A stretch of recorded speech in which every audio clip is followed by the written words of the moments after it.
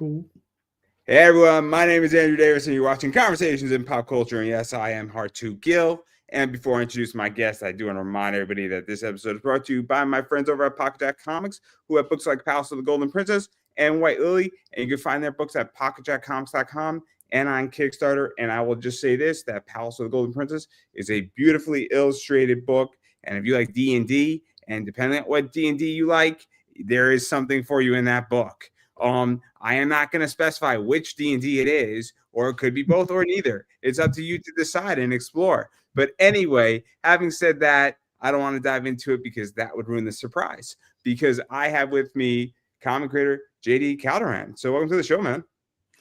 Thank you for having me, Andrew. It's been a minute. Yeah, it's been a while, man. It's been a while. Life happens, you know. Definitely. So how's everything going with you? I'm alive. That's all that counts.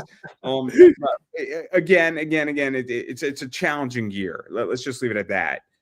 It has been a very intense year, but we're not here. We can talk about that probably somewhere in the middle of this interview, because I think that there's a lot to be said about that. But obviously, you got a lot going on, because you got Maggie's Grace right now, currently on Kickstarter.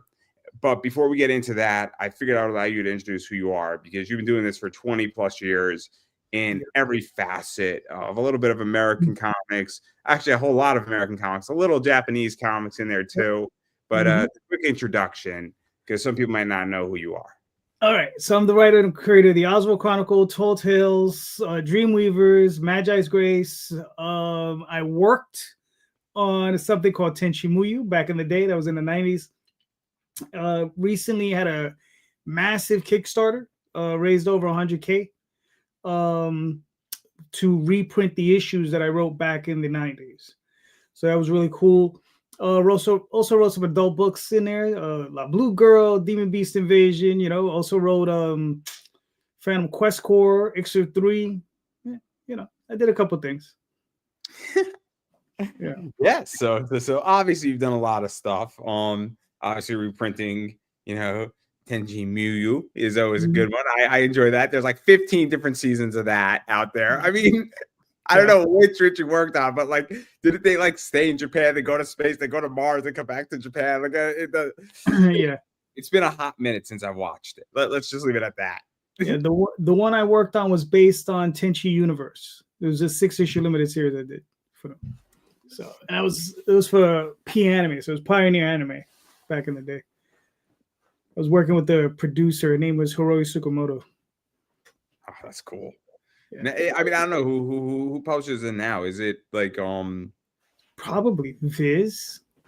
I think Viz probably has like the manga from Japan. That's crazy. That's crazy. It's Viz, or it's like Signature, or I forget the other one. But it's not important. It's not important. Because I do want to get into the Kickstarter that you got going on right now, because I think that's what is most relevant. And so obviously we kind of got, I don't know how we exactly describe, but it's monster hunters, two monster hunters kind of fighting vampires in New England. And that's the very tip of the iceberg. Right. So, but I figured I'd allow you to explain what it is, because it's on issue 3, and all hell's breaking loose in this issue. Yeah. So basically, the concept was, or is, what happens when cryptids come across, what is that? Supernatural creatures, right?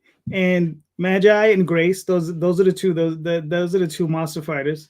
Magi's Grace, they are sent in to settle these disputes, and you have vampires, and they're invading Innsmouth, right? So if you know H.P. Lovecraft, Innsmouth is the town where all the fish people live, and the vampires are invading. And someone sent, and he's like, sent basically an SOS, more like a big check. And Magi, it was Grace actually. She's the one. She was like, "Look, let's go help these guys out." So basically, that's it. It's vampires versus fish people, and these two lunatics are running in there trying to help out. So let's talk about this, because obviously, I mean, the way I read it and I view it is that you have a conflict and you send a mercenary in to help solve your conflict. and Right. you're paying the mercenary, but Yep. then these two show up, and it's a little kind of crazy because there's hordes of vampires attacking, maybe Hmm. other creatures that the vampires in association with are attacking, and then now Hmm. you get this whole kind of crazy battle that's going on or about to erupt, as somebody Yep. and a bunch of people are in over their heads. So like, because the first issue is kind of the honeymoon issue to some degree. The Right. second issue starts setting it up, and now we're getting to the real conflict in issue 3, where the Hmm. real enemy, and I don't wouldn't say he's a final boss, but it's an ancient vampire. Yeah. But it's a mid-level boss, maybe. I don't Yeah. know. Yeah, he's and then we also, well, there's also something else that gets revealed in the issue is something with Magi, what he's able to do. Something he's able to do. Something he, and I don't want to reveal too much of it because it happens in the book, but it'll be interesting to see. Let's talk about this too, because this is interesting, at least I think, is usually in comics, you get a first issue to make an impression. And that's Right. what your first issue is in any book. Your Hmm. second issue, you got to maintain readers and potentially capture some new readers. And then Right. by the third issue, you should have your core readership figured out. And then you Hmm. have to keep them happy to some degree, I Oh. would presume. Hmm. And you also have to now start giving people a story and giving them a reason to stay and giving them, the meat versus the potatoes and the carrots, for lack of a Yep. better word. And so that's how I think, and from what I read on the Kickstarter, that's kind of where we're at, I feel, Yeah. in this story, is that now we're giving the real conflict, the real consequences of the conflict, Hmm. maybe being a mercenary, and maybe, these fish people aren't so good either, and these vampires aren't so good either, and now, Right. now you have a problem. Right.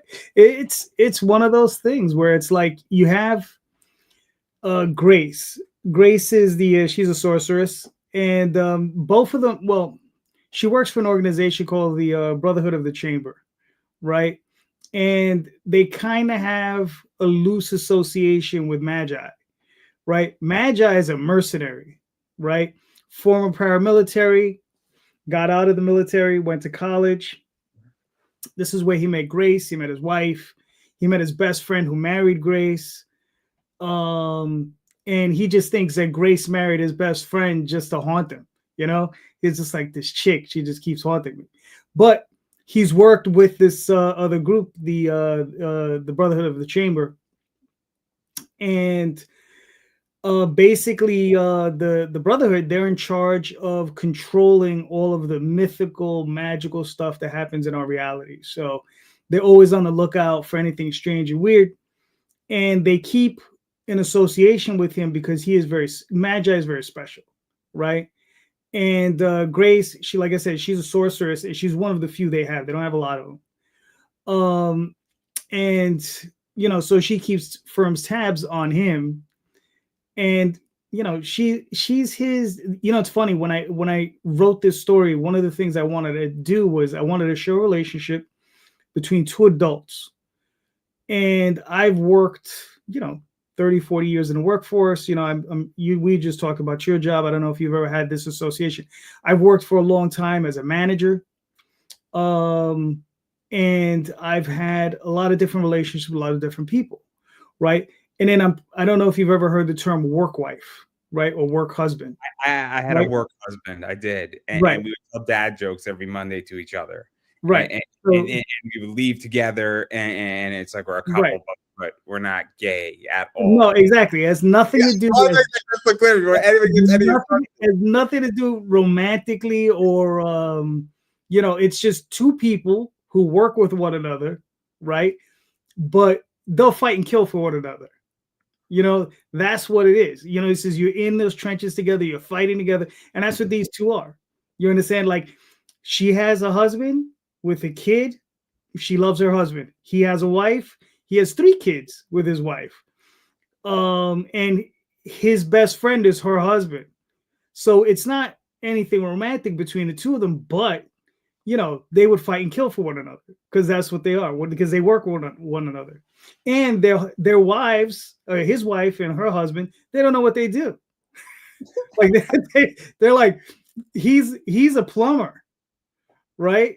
and she's supposed to be like some high powered like advertising agent or something, you know, and So, but so they're out there. let's talk about this a little bit because Yeah. this is where this gets really interesting, right? Mhm. Because I don't know if you've ever heard of the concept of what's called a handler, right? Right.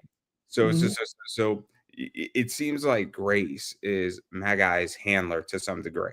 To some And degree. and obviously, Magi has these skills that Hmm. obviously makes Magi special to a position, not to Hmm. mention the military experience, not to mention the combat experience, not to mention some other things that, we're probably gonna find out in this book, Right. and in the next one, and maybe even going down further. So you almost need a handler and authorizer to say you can now go and, for lack of a better word, you can go unleash massive amounts of firepower with no Hmm. consequences. Right. I'm just going to use that. It's a code. If you don't know what the code Hmm. means, that's fine. Yeah. You have authorization to basically KIA. Yeah. So I find this to be interesting because now, and they're in secret society to a degree too. So Right. it's so interesting, right? Because when you start actually analyzing this, you take away, I guess, the mystical, magical components of it, because you Hmm. can just, I don't want to say it's window dressing, but it's a skin, for lack of a better word, on Right. what's really going on. And Hmm. that's what I think is fascinating, right, about the book, is that because I can put this and I can go and make this like Kingsman style if I wanted to. Right. Hmm. Yeah. I mean, it's funny is when I first imagined the story, I thought we've all seen Reacher, right? You know, I haven't read any of the books. I have to I have to read the books, but I've watched the TV show like everybody else, and that's what I imagine. I say, what if this dude was a monster hunter, right? With just that attitude, whereas it's like I'm not gonna take shit from anyone, and I'm just gonna go out there and beat the hell out of whoever comes. He doesn't care who it is. He doesn't care if it's a werewolf. He doesn't care if it's a vampire. You know, most of us would be terrified confronting these things. He's like, nah, I'm gonna whip that ass. So to go into this too, because Oswald and Tall Tales, in my opinion, are definitely more kid friendly. Oh I yeah. don't think this book is kid friendly at any. No, no, no. It was never. Yeah. So what is that like though? Because when you're writing a kid friendly book like Mhm. Oswald Chronicles or Tall Tales, all of a sudden, obviously, you're not going to show nudity. There's not going to be any implied nudity. There's not going to be any Mhm. blood, gore, guts, whatever you want to No, call it. no foul language. Yeah, I don't think. If Oswald says sugar puffs, and I mean actual sugar puffs, that's Right. right. Yeah. Like my point is that, like, what is that like for you as a writer? Because I think to a degree it could be. I don't know. You tell me, but the way I see it Mhm. is that when I'm interviewing an adult star, there's things Right. that I could say that I can't say if I'm interviewing a comic person. And Okay. it's quite Fair. relieving to be able to do both because there's Mhm. different conversations that can be had, Right. not because I'm uncensored. I Mhm. drop F-bombs on my show all the time, but Mhm. I can't ask the same questions to a porn star that I can ask to you as a comic creator, just by Right. nature of your business. But it's Mhm. very therapeutic, I guess, is the word I'm Right. looking for. So I don't know how you feel about that as a writer, but I would Mhm. imagine it could be, unless I'm wrong. And if you think saying this isn't therapeutic, I'll shut the fuck up. I'll be happy. No, no. Well, what it is, so writing Oswald for very long periods of time, right? There will come a period where I'll stop and I will write some of the most grimiest, you know, violent, very, very, just that type of work. It's just, I want to get into a little bit more of the muck because, Oswald is, he's kind of proper and whatever. And, he comports himself in a certain way, which is fine. Right. But that fits that. Right. And then Magi's Grace just in a different world. These are different people doing different things.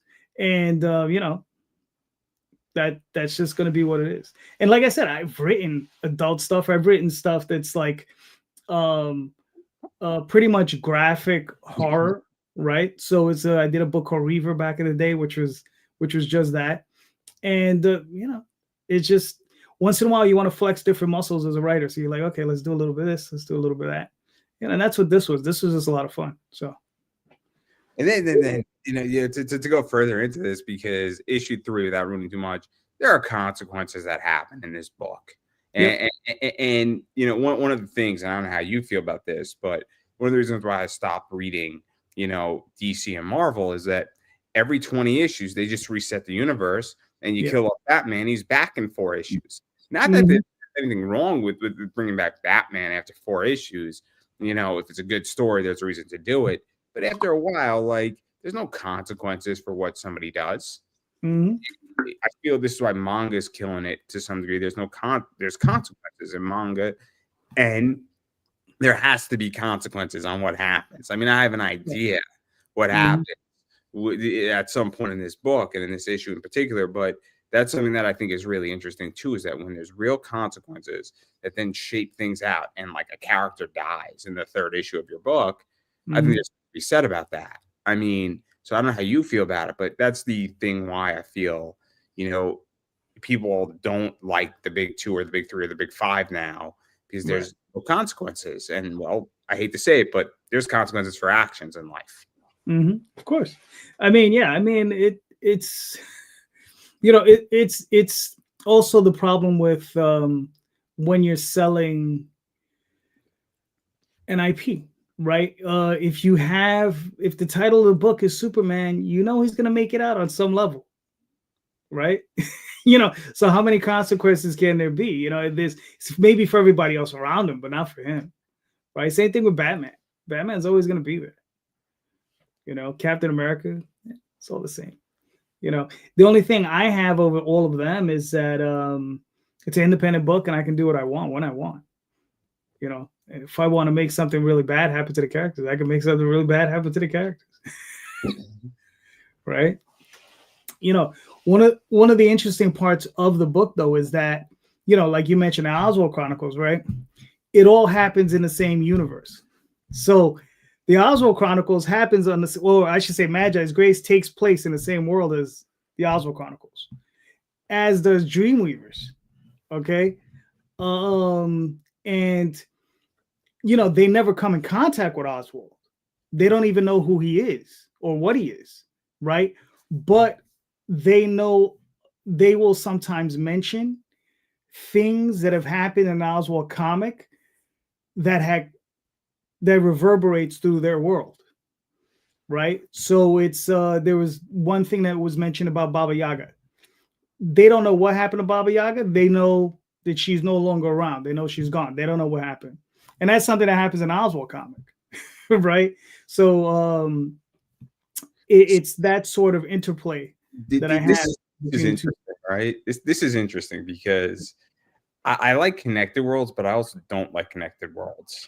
But Mhm. connected worlds can be very complicated, Oh yeah. in which that, because you got to know Mhm. how everything vibes out. Right. So, it could be complicated, and also, it is. I like when people separate their books too, Mhm. because sometimes it's a good idea to say, look, I'm just going to start creating a new world, because creating a new world versus placing something in a world could be a pain in the ass. Yeah. Um, but that again, I mean, I'm not a comic writer. I don't have a desire to write a comic for a lot of reasons. Um, Mhm. Mostly economics. I've done the math. It looks like hell. It looks like Yeah. hell. It's Um, expensive. oh, it's brutal. I mean, I know the exact numbers of, you're publishing 6 issues. I know exactly how much money it costs over 30 years. Yeah. How much money it will cost you. It's about 2.3 million, in case anybody didn't know that. It's brutal, right? Truth. A little bit. What Just a little bit. are you saying? I said just a little bit. 30. So, because I mean, correct me if I'm wrong. A comic will run you anywhere from what, 3,600 to $6,000, give or take, average. Yeah, on average. Yeah, depending on how it's broken up. So, I mean, all right. So, figure. Listen, man. I mean, basically, an average comic book page is gonna run you anywhere from 100 to about 150 to 250. It all depends on what you want to spend, right? But on average, for an indie creator, in color, about 100, I would say, to about $200 a page. And we're just talking about production. We're not talking about printing. We're not talking about any No, of that. that's just production. That's just production. So on, let's say, $200 a page, and then you have lettering, the writing. I mean, depending if you factor all those things in, you add another $100, $50, whatever. So if you're running a 24-page book, $4,800 plus a cover. Yeah, I'll tell you, I was calculating it because I was calculating it that 3 covers, 28 pages, color, lettering, all that stuff together, you're looking at $6,000, give or take, for roughly. And so that's what I was basing my math off of. We could throw logo costs in there. We could throw in other stuff that you need to do in there. Trademarking, copywriting, all that stuff. Obviously, at some point. But you only have to copyright something once, really, or trademark your character once. You don't have to keep trademarking it for every single issue. So that's a different expenditure account, in my opinion.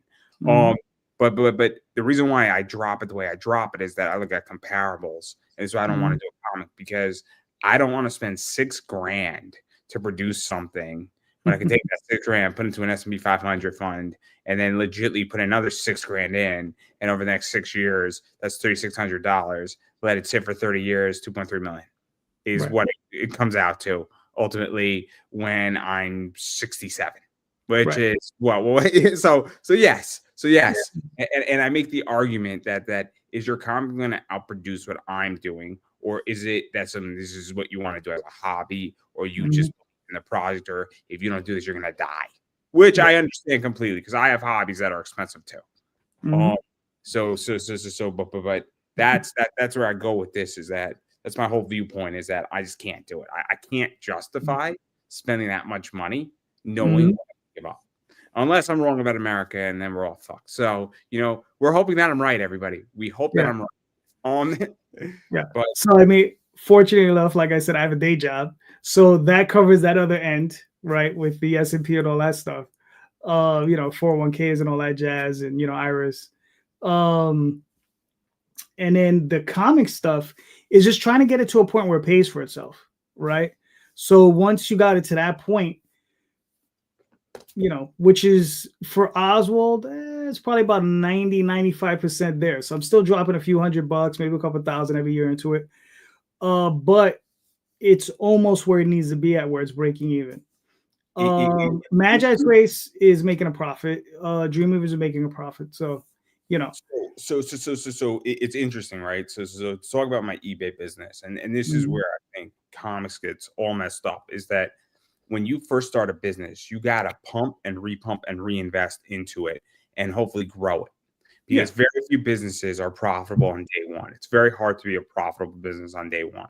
When I grew my eBay business from 1,000 to where it is right now, which is doing 34,000 this year in sales, it took me a while to reinvest that money over 10 years and expand rapidly. But obviously, I have a 32% profit margin in my eBay business. So that's after I pay my eBay taxes, fees, shipping, and repurchase merchandise. I take money out of my business. Obviously, it's not necessarily a huge amount on 32,000, 34,000, but it's like a clean, 11K. It's not bad, right? No. And it's growing every year. So it's nice to the point where obviously it's a profitable business, but that's where I think things have to become interesting, right? Is that you have to figure out how to set up your comic business, because there's a lot of sides to it. And necessarily, because it's like a high growth tech stock is how I view Kickstarters on a business level.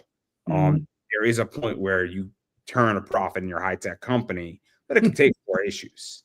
And you got to know what the hell you're doing. You got to know how to take on water, is my point. But it's something that I just can't wrap my head around it.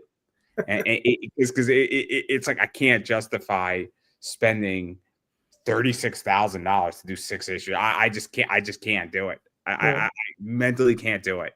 And it's a deficit of me. And it's not because I don't have stories in my head. I do. I just can't be like, let me just sign the check, 36K. Here we go. Like I just can't.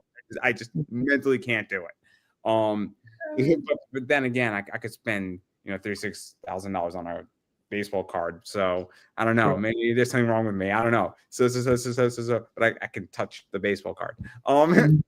But you can touch the comics.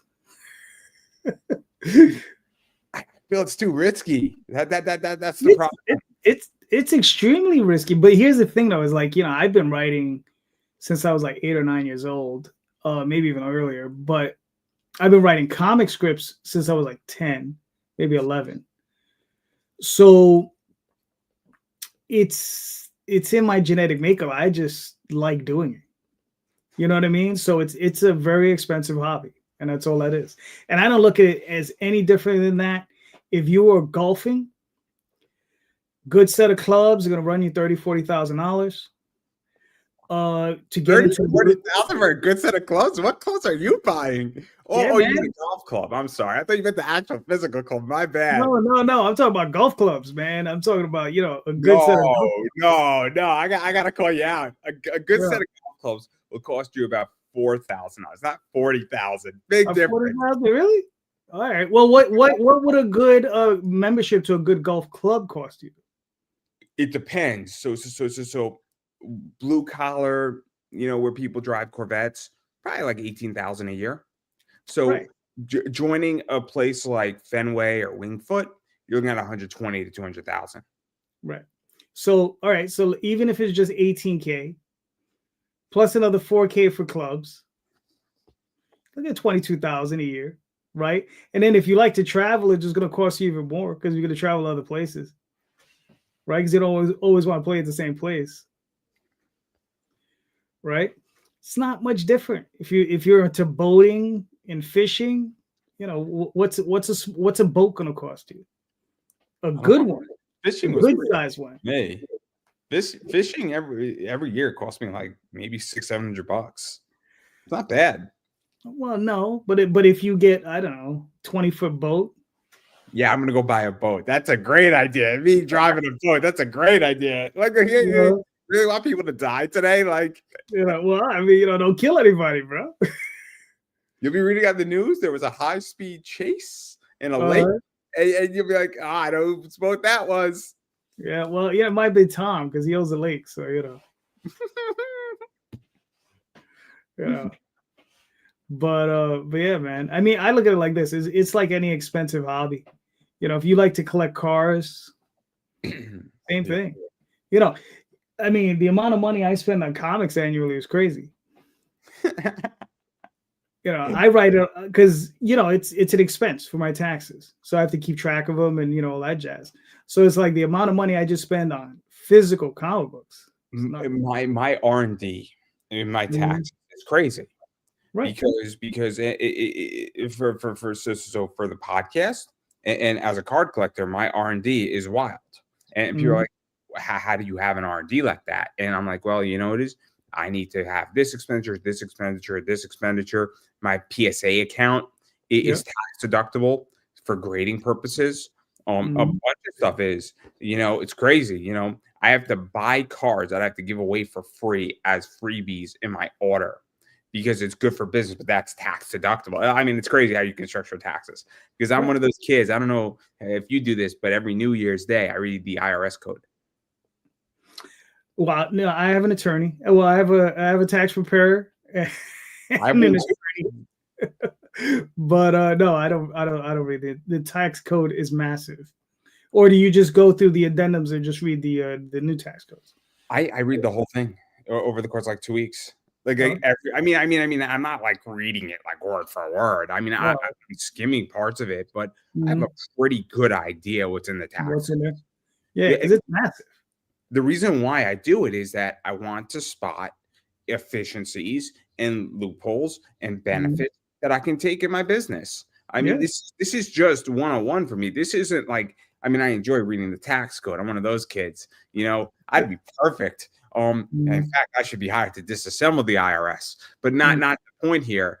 But I enjoy understanding it because it benefits my business. There's all these provisions that could save you hundreds of thousands of dollars. And I bring them to my accountant. I'm like, can we use this one? Can we use this one? Can we do this? And I compare my tax statement to my accountant for a reason in a certain way. And I'm like, great, this is awesome. But like that, I find it fascinating, right? But again, I don't have expensive hobbies. But I get when something pays for itself too, because my card collecting pays for itself. Right. Yeah, and that's what it is. You just have to get it to that point where it's paying for itself. You know, and then if you can also get it to a point where it's making a little money, that's not too bad either. You know. So yeah, so no, I find this fascinating, right? Because every time I have a conversation with most people about this, they hate having these conversations, and I love these conversations. I love talking business. I love talking shop. I love talking about how to become more efficient at business, right? I don't want to talk about people's personal profits in their business. I'm talking about what would I pull in on a percentage on average, but like I find it fascinating. And I find that I find it weird that nobody wants to talk about it and wants to talk shop about it, and they all get offended, they all get upset, and this is why I've actually stopped and very open about it. Is that I was early on Netflix a while back when it was 177 that rose up to 1300, and I had people publicly and privately telling me I'm going to lose all my money on that stock. Turns out I had a very, very, very good run with it, and still have a good run with it. So I stopped sharing things because what I find is that nobody actually wants to talk about this and wants to benefit. And I find that the community, and I don't know, I don't know if it's a comic thing. I don't know what it is, or it's the messenger and not the idea, but I find it fascinating, right? Because I'm a strong believer that people in comics can benefit from non-comic people who run businesses. Sure. I mean, definitely. Because, I mean, most people get into comics for the passion, right? So I'm very fortunate. I got into the business because of my passion, right? But my father he had his own business, right? So growing up, I was always helping him with his business. So it got me involved in thinking about numbers. It got me thinking about how you buy things, how do you deal with people, how do you run a business, right? Most people don't have that type of education early on, right? They just go to school, they grow up, they have a job, whatever. They don't ever think about, how can I monetize this? What are my costs on this? How much am I making on this? So on and so forth. What are my loss leads? Because he'd always tell me, he says, well, he was like milk, eggs, because it was a grocery store, right? He owned several. Milk, eggs, what else was there? Bread. Milk, eggs, bread, right. So it was milk, egg, and breads. He says, you don't make a lot of money on that stuff, right? He said, but you stock it, you're going to sell a lot of it, you're going to make a little bit of money. He says, but it's going to be on all the other stuff, all the canned goods and all that stuff that they're going to come in to get. But you got to have these other things for them to buy, and that's where you're going to make your money. And then you keep beer all the way in the back of the store because you want them to walk through all of the candy and all the potato chips. You want them to walk through all that stuff to get to the beer. And as they walk out, I'm going to ask you a relevant question. Who are the two best marketers in the world? Best marketers. Yeah, who are the two best marketers in the industry-wise in the world? One of them you should know. Well, yeah, I would definitely say Apple. So the industries are the supermarkets and credit cards. Oh, okay. I thought you meant actually individual companies. No. I meant like industries, right? My bad. Okay. So the reason why I bring this up, and I think it's fascinating because you're mentioning it, and I think it really applies to comics, is that a lot of supermarkets put, where you were saying is that you put beer in the back. I mean, the last time I was in a supermarket, the milk and the bread are right next to each other for the most part, and they're in the back aisles or pretty close to the back of the store. So you got to walk through the whole damn store Yep.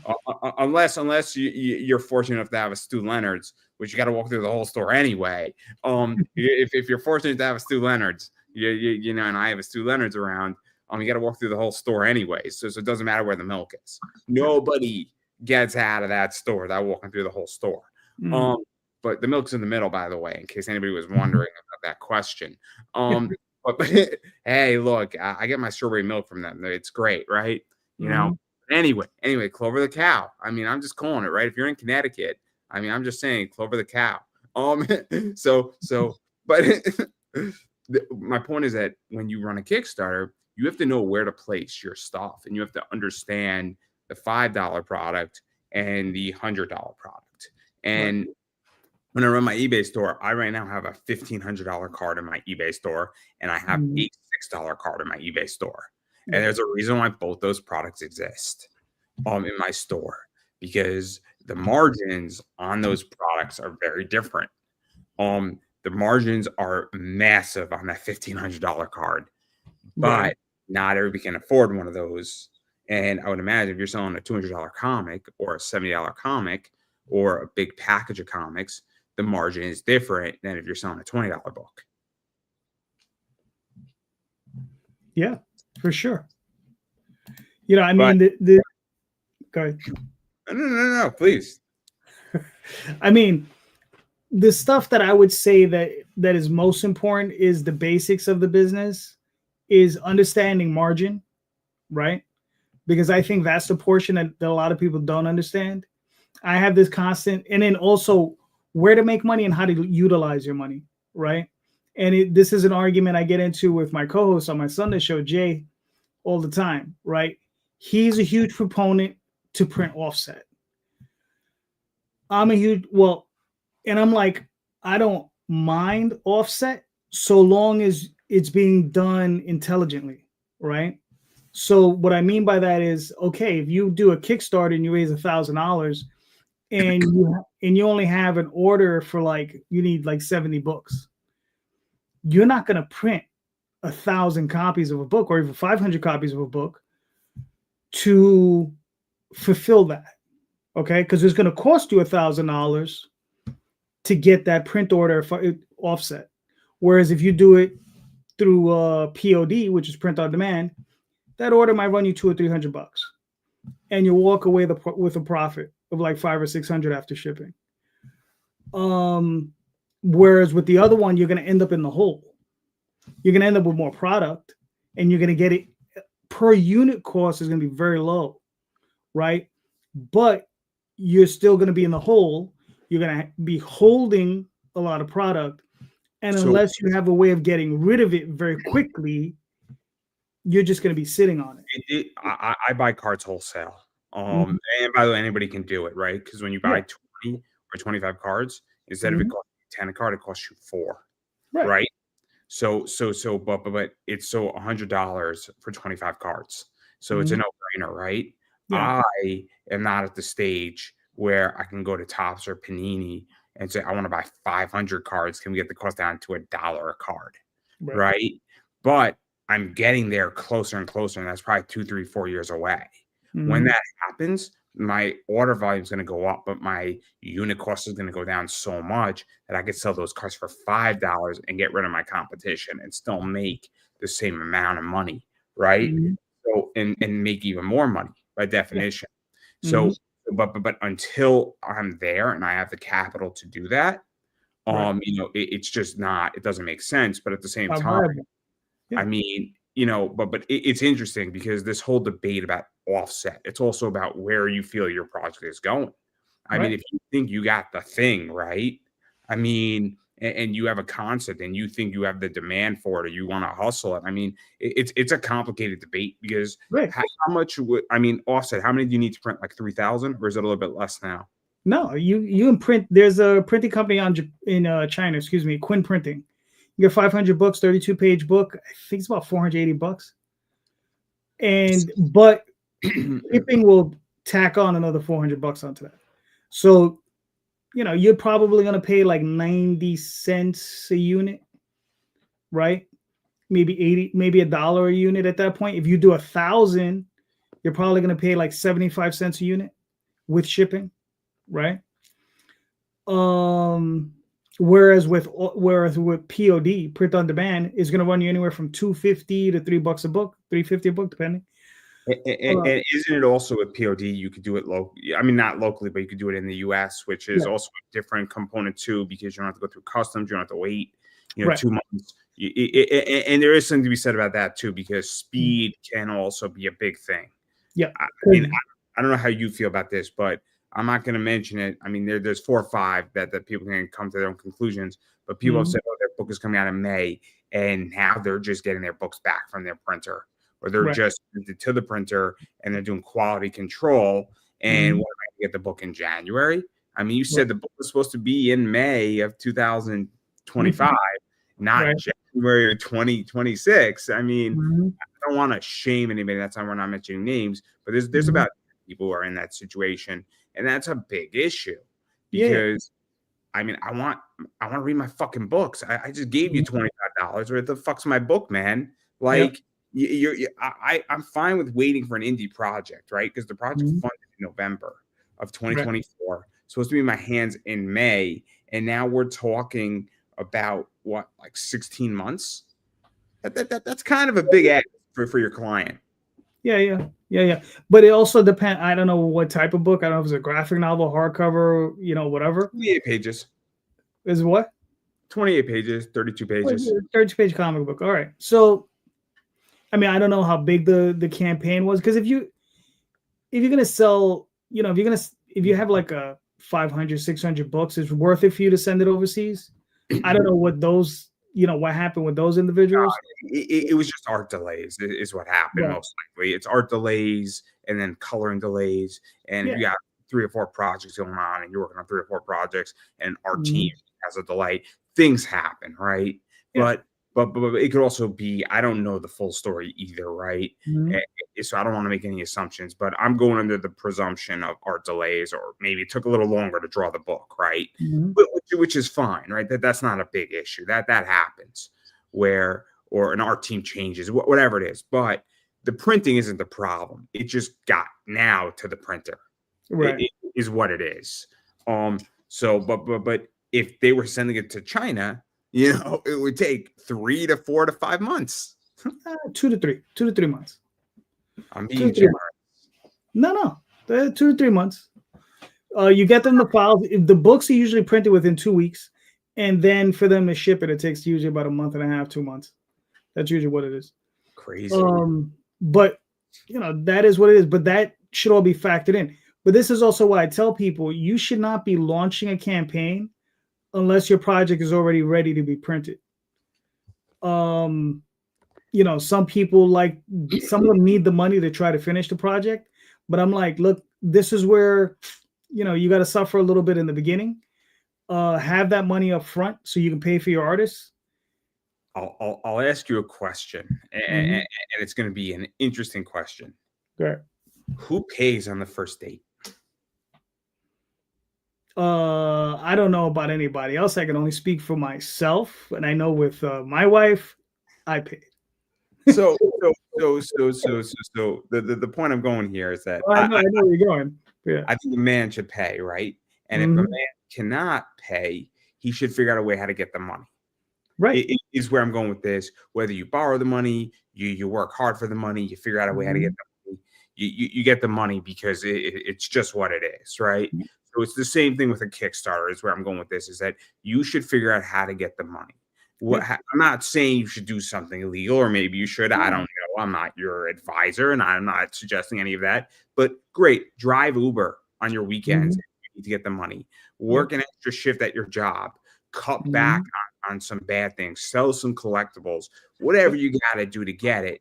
But it's no different than if you're a guy where you should be paying at least on the first date. It is the analogy I'm using here. And you can call it old-fashioned. You could say that's not a good analogy, but I do think it applies because you gotta, fork over the money, right?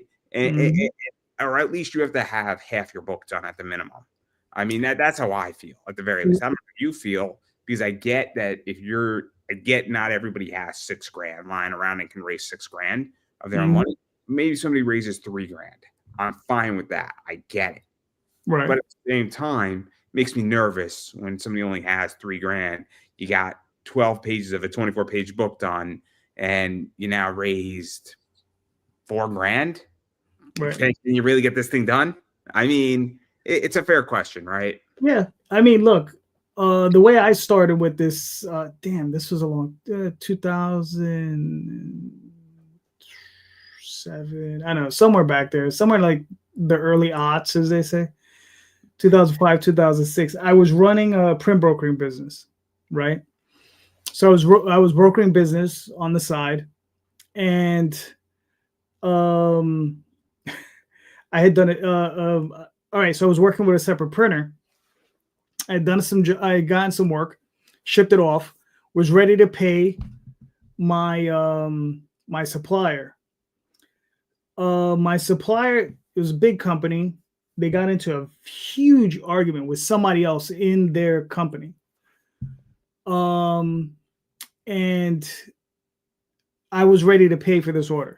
It was about $5,000, right? I call them up and I say, hey man, I'm ready to pay, blah, blah, blah. Let me talk to this person. They're like, that person no longer works here. Okay. Well, my name is such and such, and blah, blah, blah. I placed an order, blah, blah, blah. I just want to check on the invoice. All right, let's look at our database. Nah, man, there's nothing in here about you or any order you place. I was like, really? Yeah. All right. Well, it's nice talking to you. Click. Basically, what he had done, he was pissed at them. He deleted everything about my order. Everything. He basically gave me $5,000. Right? So I had that money, and I was just like, most normal people do like what you mentioned.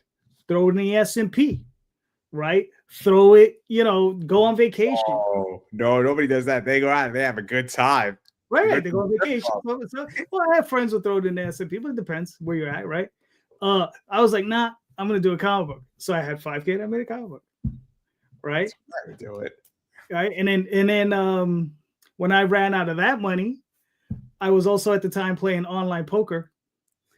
When it was legal, well, it was like semi-legal. They hadn't busted them yet, but I could play poker, man, and at least online. I don't like it in person; it's too boring. It takes too long. It's boring as f. But online, I could play 5-6 tables at one time, and I play them fast. And we're playing sit and goes like 6 people, and you just churn and burn every 20 minutes. You're going through a table. I made a decent amount of money doing that. I had pulled some out, and that's how I paid for the next project. And then Kickstarter came around, and I just started using that. So you have to, like you said, you have to work those extra shifts. You got to do those extra things to make that extra money. One of the things I tell everybody is, look, if you can't afford an extra $100 a week, right? $200 a week. You're not ready for this, right? Because I'll contract an artist and I'll be like, listen, give me 2 pages a week and we'll agree on a price. And if I can pay for those 2 pages in 24 weeks, which is 5 months, I'll have a comic book, right? And that's all you have to do. You have to just take it slow in the beginning and just build up. But a lot of people, they don't like to work like this. So a lot of people are just very impatient. They're like, well, I need X amount. Try to get an artist, get them to bang it out in 3 months, in a month or whatever. I'm like, nah, dude, you're not Marvel, you're not DC. You don't have the capitalization for it, So, if you get an artist, most artists, they're happy to get like 2 pages a week because they can do your work and work for 2 or 3 other people as well at the same time. So it's interesting, right? Because in my business, I didn't build, $34,000 worth of sales, overnight. It took like 12 years, right?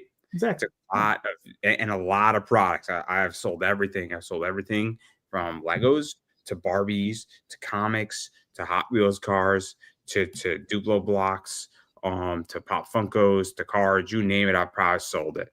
I've sold, Bitcoin tchotchkes. So it's just so things that look like a physical Bitcoin but are not, Yeah. but not like reminiscent of it, make it money on that too, right? But I've slowly built it up. So I started and I pumped in 500, and so I was buying Lego minifigures for $2, selling them for 10. Right. And then you just keep buying stuff and keep turning it and turning and turning it, and then you get bigger and better merch. So I started with a $2 product, right? And I think everybody forgets that now when I'm selling a $1,500 card, it didn't just happen. It's a long process. And also what happens is that you have big exits and you have small exits. And you got to understand that it's the same way I built my portfolio in the stock market, is that taking 10% of my paycheck while still working, if I was laid off, it was 10% every 2 weeks. Didn't even see it, right? Just sacrifice it, didn't even see it, lived below my means for the most part, and just slowly grinded it out. But I don't think people want the progress now. And this leads me to my question to you, is that we also see a lot of stuff of that right now on Kickstarter too. And I don't know how you feel about this, but I see a lot of people running ads. I see a lot of other things happening with that. And it's a whole complicated thing. So I see ads on Facebook. I see social media managers. I see people promoting it and getting paid to promote it. I see influencers to a degree. And that's the other thing that I also think is creating, I think, in my opinion, some false, I wouldn't say advertisement, but false identity of what Kickstarter is, what the grind looks like, and how it actually works. Because if you're just starting out, you're not going to be, maybe you can run ads and maybe you could hire an ad group to do it. But I don't know if your book's like, if you're already tapped out at 6K, do you want to spend another 6K to run Facebook ads? I mean, nothing against Facebook ads, but like how much money you got, right? Yep. I mean, listen, the thing is you got to spend money to make money, right? As they say. But if you're small, you just got to hustle. You got to be on Twitter, you got to be on Facebook. And then also the other thing is depending on what you're selling, right? Like the Oswald Chronicles, I know that, just through the breakdowns of what we've done over the years, this type of book doesn't do very well on Kickstarter. It does okay, right? Like we know we'll make $3,000. We'll make anywhere from $2,500 to $4,500, right, on a campaign. And that's fine if you can live and work within those means, right? But when you have people come out and they're like, oh no, this book cost me $8,000 to make, and it's like, some rabbit with superpowers, you're like, dude, good luck to you, right? And they make $3,000. They're like, what happened? This is a great book. I'm like, I'm sure it is. But Kickstarter is not necessarily the platform for it, right? I'm not telling you can't make your money back or you can't make that kind of money, but Kickstarter might not be the platform for it. It might be the direct market. It might be you just hustling at shows. It could be any place else or a combination of all of those things. But you have to go out there and make that decision and do that hustle. Do you also feel, because the way I feel, and I don't know, obviously you buy a lot of comics, and I used to buy a lot of comics on Kickstarter. I would say that 30 to 35% of the time I was disappointed in it, in which the art looked awesome on paper, the concept seemed well, the cover seemed awesome. You open up the book, and I'm like, I get the character's a bitch. You didn't need to tell me that for 2 issues. I got it. I got it. The first 6 panels, guys. We didn't need 2 issues of this. And then in issue 3, we finally get to something. I'm like, okay, cool. But I just gave you $40 for telling me that your character and the main character is a bitch. And at the end of it, I'm like, I get that she had a redemption arc, but we could have done this in like an issue. We could have done it in 6 panels. We could have done it in flashbacks. We could have done it a million ways, and you could have saved me $40. So there's that. And then the other thing is that, have you ever backed a book that was heavily advertised and you're like, this was not as advertised? Because I've seen it all, right? And I'm not saying that there's anything wrong with advertising, but I do think it creates a problem, because I think people say, oh, this book did 100,000, it must be good. Right. You have a certain expectation at that point. Right. And money and something funding well does not mean it's good, bad, or indifferent. It just means it made a lot of money. That's all it means. That's all it means. All right. So, Sturgeon's law. 95% of everything, or 90% of everything, I believe it is crap. Okay? Aaron Sturgeon's said law. that on Right. this show, Yeah. and I cut out the clip, and it's a short clip. Right. On my YouTube, and it's something like probably Yeah. 1,000 views. It's great. So, but the thing is this is what I do. I got to be honest with you. I am a notorious trade waiter.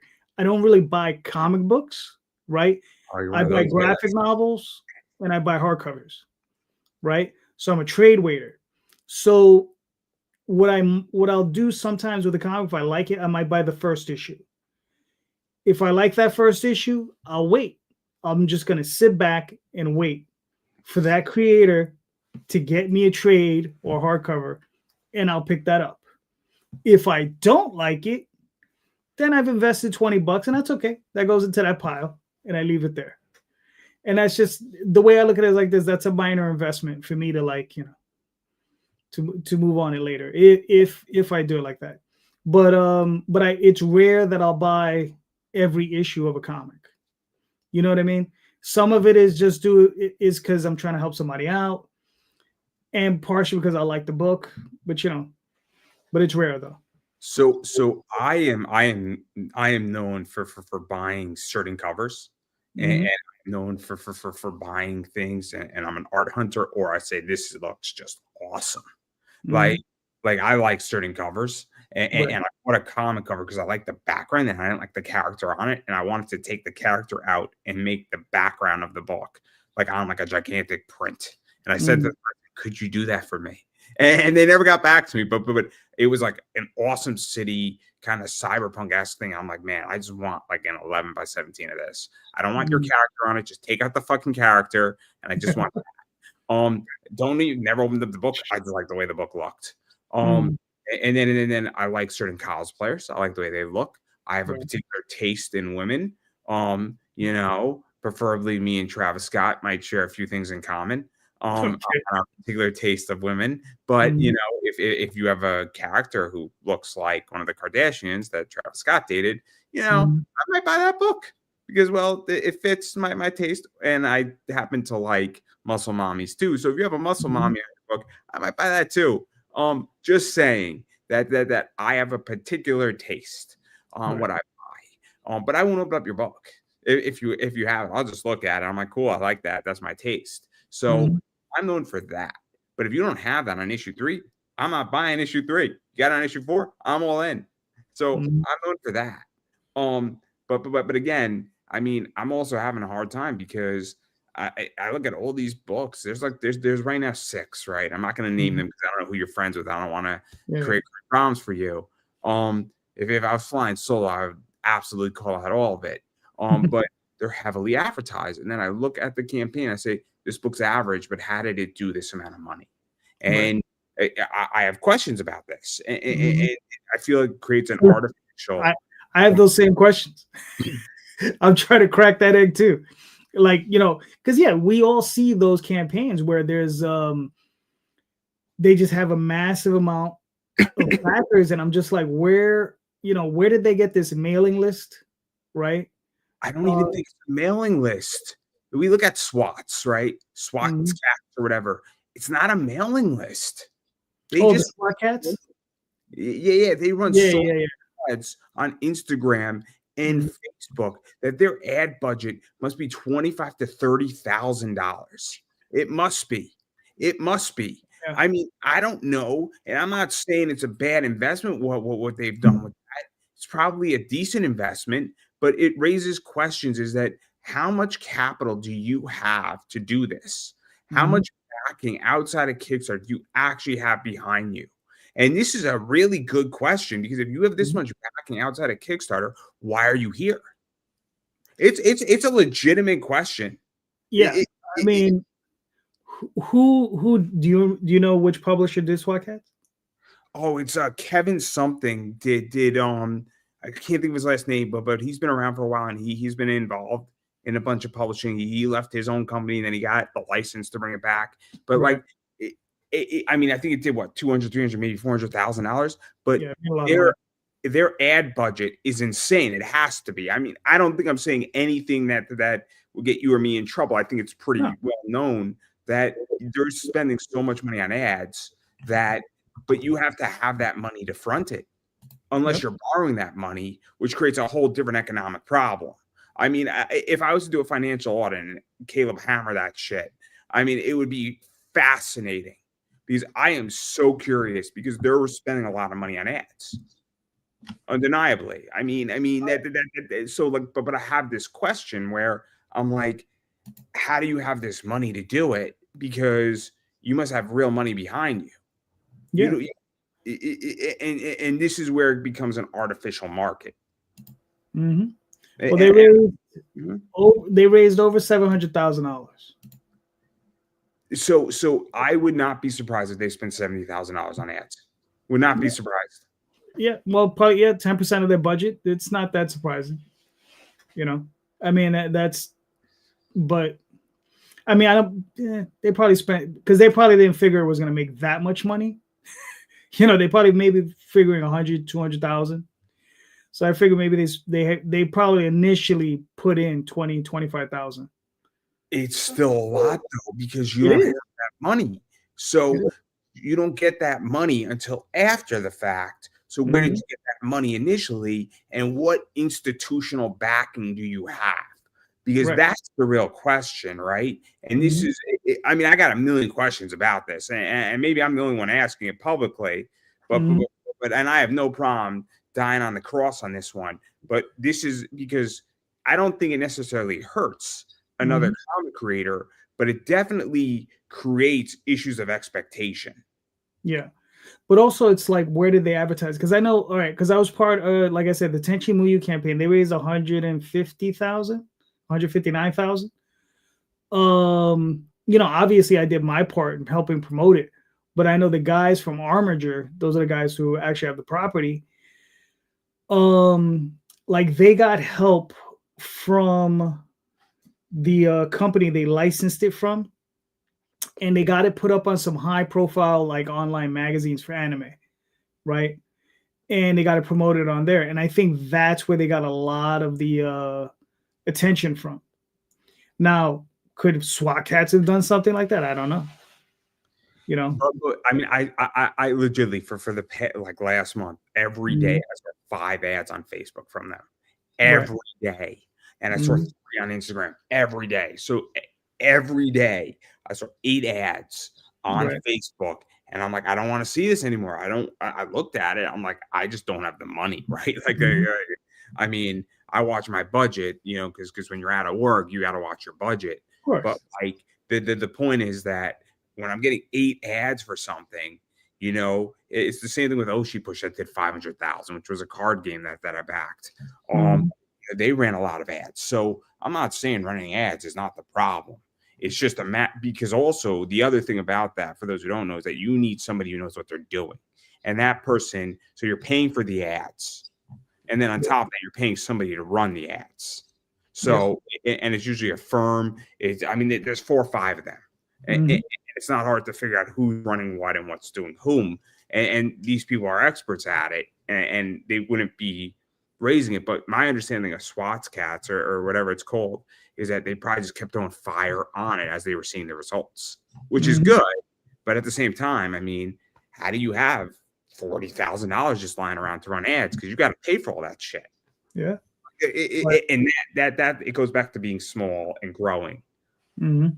Yeah. In their case, like I said, I don't know the players, right? Because it's different when I see Boom or I see IDW or I see Dynamite running these things, because they have money. And you see them put up Transformers, or you see them put up G.I. Joe, or they did Gem and the Holograms recently, like they made a bunch of money, or Power Rangers. When you see that stuff and it's making $500,000, you're like, all right, well, it's Boom, right? You kind of expect that. So also, though, the other question that comes up too is that how much money is actually being made? And this is also a logical question too, and I'm not asking for any of these companies' financials per se, but I think people forget when you do a $500,000 campaign, it's not that you made a $500,000 clean. No. I mean, I think people now, granted, if you're printing a lot of copies of Power Ranger, or you're printing, Transformers like the Ultimate Edition, and you're printing 10,000 copies of that book, it's going to be cheaper than if you're printing 1,000 copies of that book, or you're printing 50,000 copies of that book. It's going to be cheaper, right? And they have distribution, but at the same time, when you're doing 500,000, you're running ads, you have a team behind it, you have people assembling the books, you have shipping stuff. It's not that you're making $500,000. No. And I think that's the other illusion. At least that's how I see it, right? People don't understand that if I sell you a card for $10 on eBay, I'm not making $10. Right. That's not how that works. I mean, I would, without knowing numbers, because like I said, I mean, I would have to take a look at the campaigns and see how many backers they have, and then from that you can extrapolate, how many. If you do 500,000, you're at 450,000 before anything else, right. Automatically. Right. Well, right. So yes, so you got 450K coming because your Kickstarter is going to take his bump, right? So I don't know. Let's say it's 6,000 backers, right? 7,000 backers. Let's say 6,000 backers. I don't know, and then per book, hardcover, I don't know, probably about $7 per book. You probably got to print 10,000, so it's going to run you 70,000. You're making maybe 200,000, and I'll tell you how you're making 200,000. That's really probably around. Yeah, that's somewhere in the area. I would definitely say that. Yeah, because you got to pay people, you got to pay assemblers, you got to pay shipping, you got to pay people packing stuff up. Packing materials, everything. Everybody's getting a cut.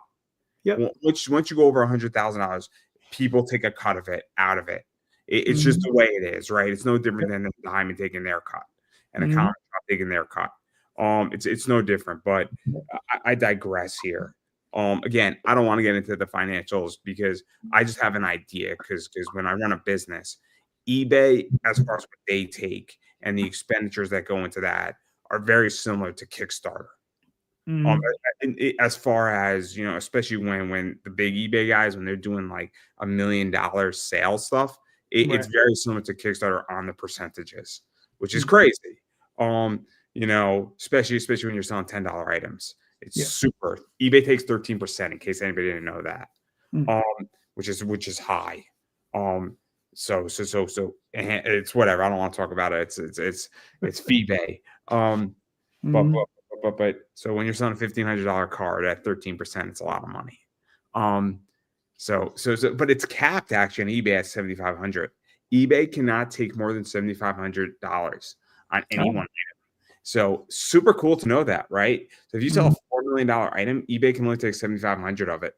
Isn't that interesting, right? Yeah. But I digress. But I find this stuff fascinating, and I like other people's perspective on it, because I'm looking in the window and people are looking out the window, and nobody wants to talk to me about these issues because I don't have a comic, which is fine. Well, I find most creators don't. They get very uncomfortable talking about it. I'm fairly open about it. I mean, because I've been doing it a long time, and the thing is, it's about education. So you want to try to like get people to a certain point. Whereas if you want to get into the business, you have to at least educate yourself. I want to at least give people enough knowledge where they're going to at least not break themselves financially. Oh, see, you're a lot nicer than me. You're a lot nicer than me. I want to educate people for two reasons. First off, I am a big fan of financial literacy. I've always been it. I've been taught very well, and I want people to be financially responsible, financially literate, because it's a good thing for society, right? Yeah. Secondly, I want businesses to be financially literate, and I view everybody in Kickstarter because I want to service your business and get what you sell me. And so if you are financially literate as a company and as a comic creator, it means I'm going to get my product and not get screwed. So it's very selfish as far as why I want people to be educated, because if you manage your money right and you know how to do this stuff in the business right, the likelihood of you getting me books and me continuing to back you and getting this stuff to me quick, right? It benefits me as a consumer. Yeah. So, and I'm not saying it has to, I order a comic on Kickstarter and then it arrives 2 weeks later. That's not what I'm saying. But what I am saying is that I feel that a lot of people are not financially literate and not financially stable in Kickstarter. And so we have delays. And then I question, am I ever going to see this thing? And I just gave you $40 and I don't like to lose money. And I'm sorry. And there's no consumer protection. So I just want to be protected. That's all. It's very simple. It's a very simple position for me. But that's how I feel. But again, you know, it's twofold. But that's how I feel. But again, I don't really care if people are uncomfortable. You know, life is uncomfortable. Get over it. There you go. That's it. Yeah. So obviously, there's a lot of stuff that we tackled here. But I do want to bring it back to your book because you got a bunch of covers. Obviously, you got some digital stuff. You got a cover by C. Michael Lanning. I just want to say, not B. Michael Lanning. I just want to make that crystal clear. He's Michael Lanning. Doing cover A. I just want to make that crystal clear. If we were playing Who Wants to Be a Millionaire, which answer would be C. Michael Lanning? A. C. Michael Lanning. B. Michael Lanning. A. C. A. Michael Lanning. All jokes aside. D. E. Michael Lanning. You know, when you want to pick, but obviously, you know, we could figure it out here. But he did cover A, and he is the artist who's doing the actual art in the book. He's the interior artist. Yes, he's also my partner. In the series. I'm not gonna say it. Just saying, he's the other half, you know, the business partner. So I was going for a much dirtier joke, but anyway, gosh. I didn't say it. That's fine. And then obviously we got to cover B, whose name I can't say. I'm not gonna. Pablo Verdugo Munoz. Yeah, I wasn't gonna get it. Then we got Len Dye doing a cover as well. That's Lena Dye. And then it's who's sometimes I forget. I do it enough or Freitas, right? Oh yeah, LC Freitas. LC Freitas, he's the D artist. And then Christopher Awan, he did cover E. And then we got Omega doing another one, right? Max Omega. He did the F cover. So yeah, F is for fun. F is for friend. F is for something else. And if you put it next to a U, that's what you tell your enemies when they come after you. And then obviously, I mean, you have a bunch of, you know, other stuff too. You got a lot of nude covers in there. Yeah, and those tend to sell. You got, I think you have some medals in there too.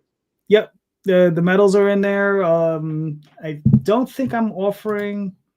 Yeah, it's the regular, the medal. You have the nudes, and that's pretty much it. And a bunch of bundle stuff, right? Bunch of what? Bundles. Yes, a bunch of bundles. So you get issues 1 through 3. You can get, you know, if you've already purchased the first 2 issues, you can get like the bundles of, you know, Lena Dye's her nude cover and her SFW cover, whatever. And the same thing with all of them. So, you know, you have all these different bundles. And then I also have a bundle in there where you can buy all 3 issues or all the issues, which is the crazy level. So, you know, we'll see. I'm hoping to catch a couple of those people. But yeah, you know, it's a fun book with a lot of fun covers. I think Lena Dye knocked it out of the park. Pablo Verdugo Munoz, he always does a great. I mean, all these guys, they all done great covers. So go check it out because, you know. Yeah. And then obviously, I mean, that's all the stuff, and we tackled a lot of stuff here, and you know, obviously a lot of stuff about comics, a lot of stuff about the book, other things going on with this. You know, and people might think my ideas are crazy. That's perfectly fine. But it doesn't matter how many times I'm right. You're still going to argue with me. Colin Hurd said that, and I might steal it from him because I love Colin Hurd, and when he says that every Wednesday, guys, you know, the Herd. And I was not paid to say that, but I should be. But anyway, all jokes aside, obviously I wanted to give you a chance to promote yourself. So where can people find you, bother you, hit you up, social media, the campaign, other stuff you do, because this isn't just your only project. Yeah. So you can find me on Facebook, Twitter, Instagram, theoswaldchronicles.com. What is it? Dreammoverpress.com. You can find me on all those different places. Sunday nights, you can find me on YouTube on my own channel, Indie Comics Explained, where we talk about indie comics and all that good stuff. And yeah, that's pretty much it, and Kickstarter, obviously. So go there, check out Magi's Grace. I believe in another week and a half, I'll be launching the next Oswald Chronicle. So that'll be coming out. Yeah. So, the hamster wheel keeps running. No, I get it. I get it. There's always something to sell. There's always something to do. There's always something to write. There's always something to promote. Exactly. All that fun stuff. And then obviously, I'm going to keep saying it. I've been saying it for a while. You got to support independent projects, people's businesses, people's works, Kickstarters, all that stuff goes a long way. Sharing stuff out. If you want stuff to be made, you got to back it. It is where I'm going with this. If you want people to thrive, you got to support them in a lot of ways. And so obviously social media and everything else that I just said before, way to do it. And then since it's my show, I like to promote myself. So obviously I am Pop Anime Comics on the Twitter/the X. I bitch and moan about football a lot on Twitter. So if you want to see what I'm doing on a Monday or a Thursday night, I get very creative on Twitter when on every team. And half the time my team's not playing and I'm still whining and complaining about it. And I did cheer when Brian Gable got fired from the New York Giants. So I was very happy about that for like 3 weeks. For 3 weeks, very happy. But that's Twitter for you, /X. I am Pop Anime Comics on Instagram, Pop Anime Comics on Facebook, very much Pop Anime Comics on YouTube. Do a lot of stuff there. I'm very active on YouTube right now. So a lot of content gets published every day on YouTube. And a lot of stuff is coming in January. So they'll be on the lookout for that. Facebook, if I didn't say already, Pop Anime Comics, or you could come find me and friend me on Facebook. If you could go find my account, I am Pop Anime Comics on the TikTok, which is still active, I think, hopefully. I don't know if it's being shut down anytime soon, but who knows? And then I do run an eBay business, everybody. So this is my eBay business. Look for comps and collectibles. Come shop with us on eBay. And I do carry stuff like this right here by Lena Dye. So she did that book. I have all 15 of them. So if you want that book, it's a foil book. So if you want that book, come buy from me. She did this book too. All 15 of them. Come buy it from me if you want it. I do sell stuff like this in my store. People are saying they can't see it. I don't know why. It's very upsetting when they get an order and then they say they can't see it. I'm like, I'm sorry. Do you want to replace it? They say, no, thank you. So it's very interesting when that happens. I also carry stuff like this in my store as well. WNBA cards limited to 25. And every once in a while, I do get stuff like this in my store, which are limited 101s. And these are the high-end expensive cards that I talk about. So yes, I carry a lot of interesting stuff, and I carry stuff also like $4 cards, $2 cards, $6 cards, and $1,500 cards, and everything in between. And I've been saying it forever that, first off, look at my eBay store if you're looking for comics or collectibles. If you see what you want, feel free to make me an offer or buy it. If you do not see what you want, shoot me a message because I may have it. It just might not be listed. And first off, if it's not listed and you shoot me a message, it might not exist. That happens a lot more than people realize. And I will tell you, so if it does exist and I don't have it, chances are I know somebody who does have it. More than happy to direct you to the right person so you can get what you want. And so that's the whole thing that I do on eBay. So if you're looking for stuff, I got a lot of friends in the industry in both comics and cards, and I have countlessly helped people definitely get what they want. So that's kind of the whole thing with that. So feel free to check out my eBay store, everybody. And again, got a lot of cool stuff out there. And just so everybody is aware, stuff like this does come up in my personal collection. I do talk about it on Big Boy Card Collecting, which is my YouTube show where I talk about awesome cards like my Ron Killens 101, my John Cena stuff, my other John Cena stuff. So if you're looking for cool stuff just to talk about and shoot the shit on, and you like cards and you want to know education, all that fun stuff, I do that on Big Boy Card Collecting. And let's just say in the next 3 weeks, I probably got like 20 items coming in that are going to be sweet to talk about. And I'm super excited. And I'm not going to tell anybody what they are. And everybody will be shocked when they drop and when I open up and when I crack open and all that fun stuff. So that's everything that I do.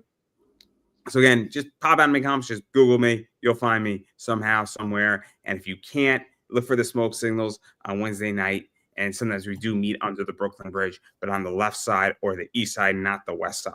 So just keep that in mind. If you go to the west side, not the east side, you might run into the Star Wars guys, which is perfectly fine. They're nice people, but they get very confused when we're talking about cards and they're like Star Wars. So anyway, I digress, but I want to give you the final word. So that's what I'm going to do right there. Unless you would like to join me in Brooklyn tomorrow night, which you can all do. East side, guys, east side. East side. Nice. All right. Listen, all I have to say is this: read more indie comics, especially mine. Thank you everybody. Have a good night. On that note, everybody, that is a wrap.